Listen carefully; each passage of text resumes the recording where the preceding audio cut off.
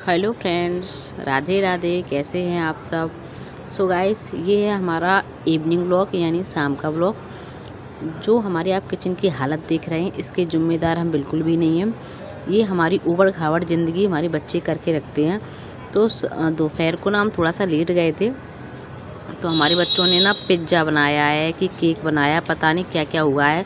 बाबा के लिए चाय की बोला था मैंने, और चाय की जगह पर गाइस ये सब बसंत फैला के रख दी किचन में। तो मैंने इसको फास्ट मोड में किया है। मुझे सच्ची गाइस, मैं झूठी बोल रही हूँ, मुझे 1.5 से 2 घंटे लग गए थे किचन साफ़ करने में। मेरा पूरा ओवन एकदम ओपन डला था, वो ओवन तक बंद नहीं किया बच्चों ने। और केक बनाया तो पूरे बर्तन जला दिए थे, जो जो उनको यूज हुआ सब नीचे पड़ा हुआ था और खुला पड़ा हुआ था। बहुत ज़्यादा मुझे गुस्सा आ रहा था, तो कुछ करीबन मुझे 1-1.5 घंटा लग गया साफ़ सफाई करने में। और चाय तक मैंने नहीं पी, चाय रखी थी और मैं सो गई थी, तो उस चक्कर में चाय गर्म करे मैंने रख दी है ताकि चाय पीऊँगी। लेकिन मुझे नहीं गाइस लग पा रहा था कि मैं चाय पी पाऊँगी। और मैं सच बताऊँ, वॉइस ओवर कर रही हूँ इस वक्त, तो मैंने चाय लास्ट तक नहीं पी पाई थी, क्योंकि फिर मैंने बहुत ज़्यादा काम डला हुआ था। फिर मुझे याद आया कि सुबह जल्दी में मैंने कपड़े भिगो के रख दिए थे। आज 2-3 जोड़ी ससुर के भी थे और बच्चों के भी थे। तो ससुर के जितने ज़्यादा कपड़े हो जाते हैं वे इकट्ठे ही देते हैं। तो इस चक्कर में मैंने फिर मशीन लगाई थी, तो मशीन का शाम का समय था, नल आ रहे थे, तो फिर मैंने कि मशीन ही लगा देती हूँ, हाथ से क्या धोना है। वैसे इनके वाइट कलर के कपड़े हैं, मैं हाथ से ही धो लेती हूँ, लेकिन और भी कपड़े थे तो मैंने सोचा मशीन को ही लगा देती हूँ।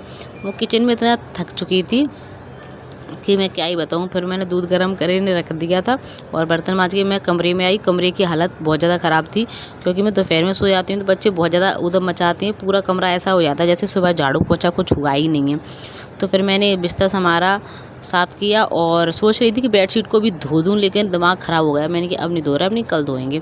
तो फिर मैं बेडशीट को ऐसे ही साफ़ कर दिया था। फिर मैंने झाड़ू लगाया और झाड़ू लगाने के बाद गाइस उसके बाद मैंने पोंछा लगाया, क्योंकि इस पोंछे को मैं इस टाइम इसलिए लगा रही हूँ, ओनली कमरे में ही लगाया, थोड़ा सा बाहर लगाया था।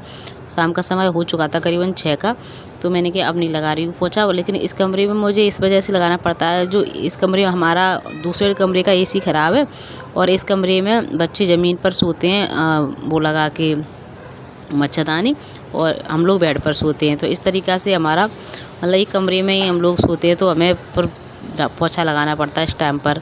तो ये धो रही हूँ, मैं कपड़े हमारे धुल चुके थे। और अब मैं एक बात बताऊँ आपको, वॉशिंग मशीन को मैं दिखा रही थी आपको, वो कट गया है सीन।